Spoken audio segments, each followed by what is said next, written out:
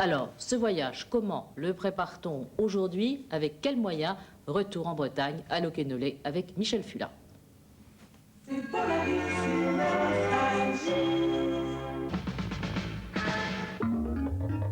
Le bulletin spécial Ouest, Yves Pouchard.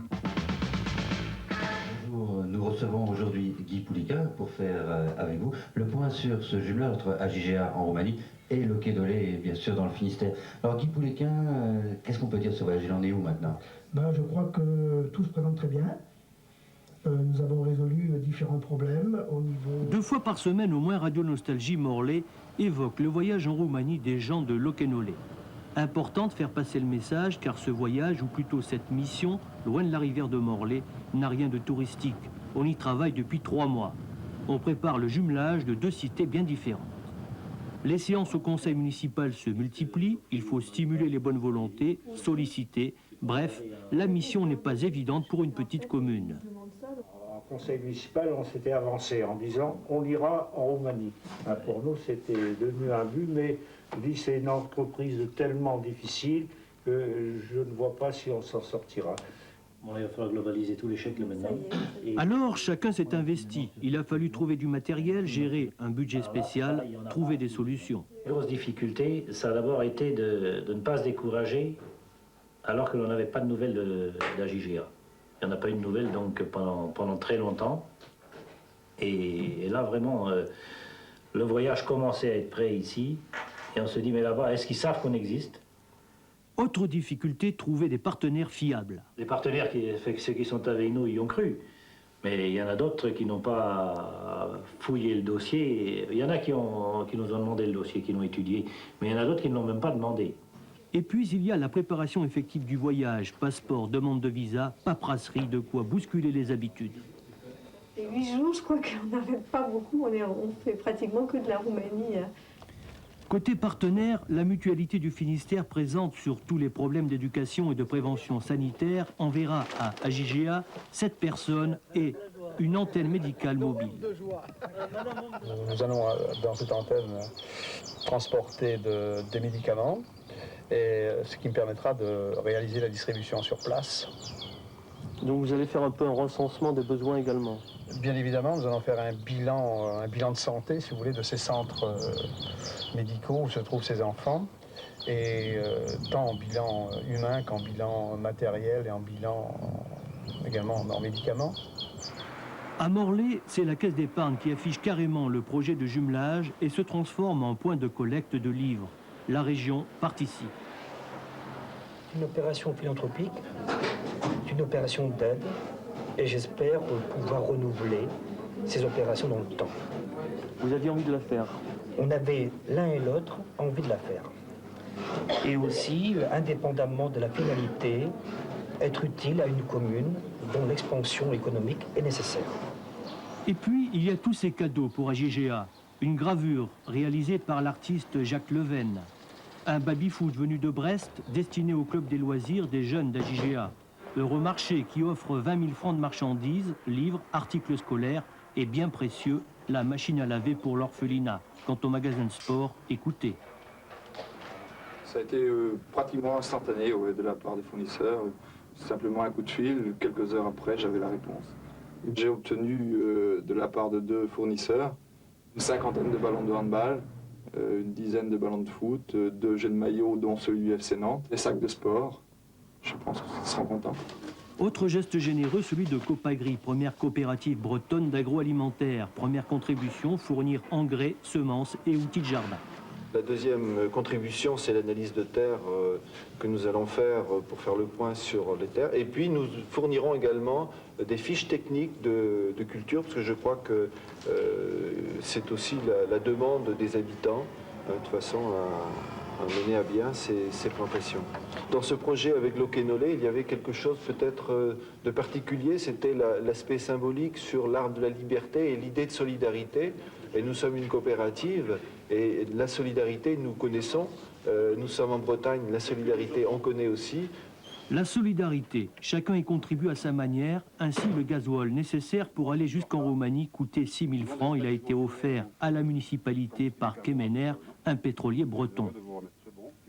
Et puis, c'est dans cet autocar que les 40 participants au voyage rejoindront AJGA, 3500 km à travers l'Europe, départ le 12 avril. Eh bien voilà, le 12 avril, ils sont 40, dont vous, mon cher Michel, à monter dans ce car direction la Roumanie. Premier partenaire de cette opération, la Caisse d'épargne, qui a affrété ce car. Reste maintenant à remplir la remorque qui sera derrière. Et notamment, alors avec quoi, Michel? Avec du lait en poudre, c'est ça? Du lait en poudre. Préparatif, voici maintenant le résultat. Tout le village s'apprête à se réunir pour découvrir, Michel, en images bien sûr, ce voyage fabuleux. En 2 mots.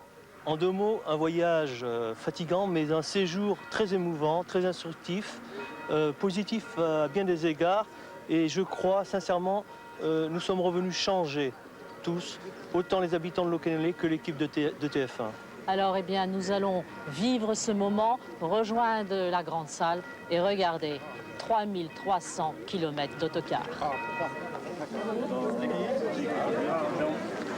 Moi j'ai compris 2 choses.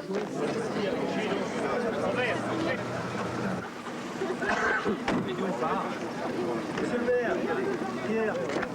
Oui, Michel. Vous êtes en forme là pour partir? Oui, ça oui, va très heureux, hein, parce que je ne pensais pas qu'on aurait réussi comme ça. Hein. C'est le voyage de leur vie. 3 mois de préparation avec au bout de la route la Roumanie. 3500 km pour atteindre AJGA et 35 Bretons pleins d'espoir. Après 15 heures d'autoroute, première escale en Allemagne. L'antenne médicale partie plus tôt a été rejointe. On fait le plein de tout et l'on prépare déjà la première nuit en car. Une découverte. Alain, toi, ça t'égale d'aller en dessous? Voilà, ça y est. Oh la vache. S'il y a une partenaire qui veut venir, il y a de la place à côté maintenant. Alors, vachement. À chacun son lit et sa nuit. Celle du chauffeur remplaçant ne ressemble pas à celle des voyageurs. Mais au fait, à quoi ça ressemble là-dedans? Colonie de vacances. À l'aube, bouchon inattendu. C'est aussi le week-end de Pâques, les Allemands vont en Autriche. Le Finistère est à 1500 km. Comment se passe le voyage? Oh bah très bien, après une nuit quand même pas évidente, hein, la première nuit c'est pas facile. C'est Enfin, facile de vivre en groupe comme ça, hein? Ah, moi c'était mon appréhension au départ, avant de partir. Et pour l'instant? C'était pas l'arrivée, c'était le voyage. Et bah, pour l'instant je trouve que ça se passe très bien. Vous pensez à l'Auquénolé ou à JGA en ce moment? Je pense à JGA. Oui, oui, j'y pense beaucoup même. On est encore à 2000 km. Hein. Oui, mais ça fait rien. Hein. J'appréhendais ce voyage et je vois que ça va de mieux en mieux. Hein. Viennent au château du Belvédère le temps d'une photo. Et puis voici les grandes plaines de Hongrie. Déjà 2000 km de parcouru, séquence tranche de vie. Alors sur le quai Guédon, devant le petit pont, chanter la chanson du branle-bas de la croisière et de la planche baleinière. J'en vois notre brigadier, son bonnet caplé, un peu sur le côté, le rappellement bâtiment, celui-même attend, c'est lui-même attend. Pour l'instant, je note quelques petites anecdotes depuis le départ de l'Auquénolé. Enfin, ce qui concerne le journal surtout, le but c'est d'atteindre, enfin tout au moins, l'essentiel des papiers seront sur Costanza et AJGA particulièrement. Budapest est déjà loin quand la frontière roumaine apparaît. Les formalités sont plus longues que prévu. En toi, tu mets ton nom de jeune fille. Voilà. Gisèle, le numéro du passeport, c'est le numéro de carte d'identité ou le numéro du passeport collectif qu'on doit mettre? Jusqu'à maintenant, je crois que j'étais un peu stressée. Maintenant, ça va aller. Ça ne se passe pas si facilement que ça pourtant. Et la chef de délégation a quelques moments d'angoisse. L'arbre que nous allons planter.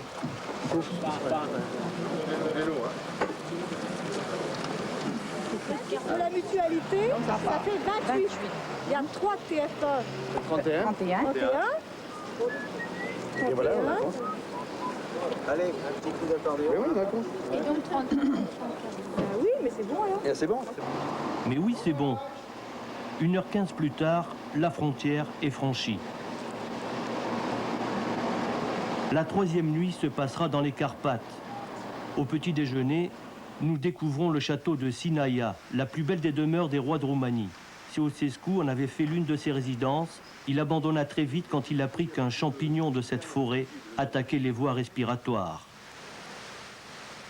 Après les Carpates et quelques heures de route sinueuse, nous apercevons les premiers villages dont certains devaient disparaître. Et c'est Bucarest, étonnement et émotion devant le palais du Conducator.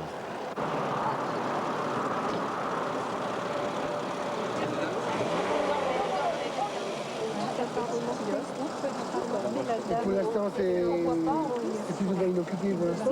Est-ce qu'il y en a plus? Il y a encore 2 ans de travaux. C'est la démesure, quoi, de tout, de vous. C'est dimanche, veille de Pâques. Demain, nous serons à Agigea. Ça, c'était l'aspect anecdotique et sympathique. Maintenant, on va rentrer dans le concret du jumelage. Derrière le car, il y avait une remorque. Et dans cette remorque, beaucoup de choses pour les gens d'Agigea. Agigea, lundi de Pâques. On est presque prêt pour accueillir la délégation bretonne. Impatient, le maire règle les derniers détails. Certains élèves révisent même leur français. Ça y est, après 4 jours de route, les Bretons touchent au but, non sans émotion. Soyez bienvenus, monsieur le maire. Depuis 4 mois, les maires des 2 communes espéraient ce moment. Il n'y a pas foule côté roumain, ceux qui savent sont là.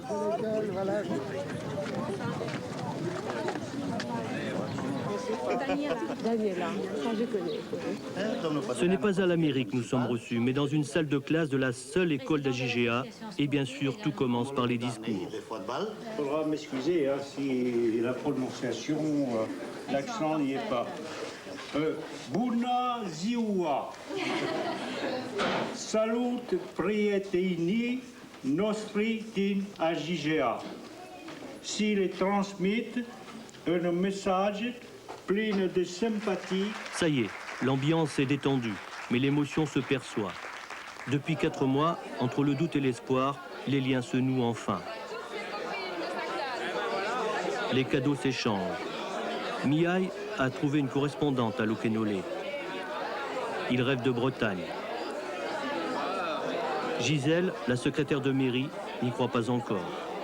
Je crois que j'ai du mal à parler parce que je suis tellement émue, je suis tellement heureuse d'être arrivée là que vraiment, j'ai vraiment le cœur... Léonica, je crois que je pourrais pas te dire grand-chose. Luminezza, le médecin de l'orphelinat, offre les œufs de Pâques. Ici, la tradition veut que celui qui brise l'œuf de son partenaire transmette son pouvoir.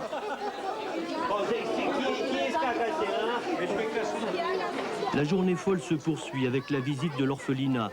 Le car et l'antenne médicale, bourrés de bonnes intentions, troublent la centaine d'orphelins. On leur a dit que les Bretons venaient. Une émotion intense. J'ai trouvé un petit bonhomme qui s'est fourré contre moi, je l'ai caressé et j'ai senti qu'il lui manquait une maman. C'est atroce. Impuissant, on observe. La machine à laver que vous avez demandée. C'est une grande chose. Moi, je ne sais pas si elle est jolie, vous voulez qu'elle soit bonne. Avanti, attention. Je t'ai dit que j'aurais fait beau celui-là.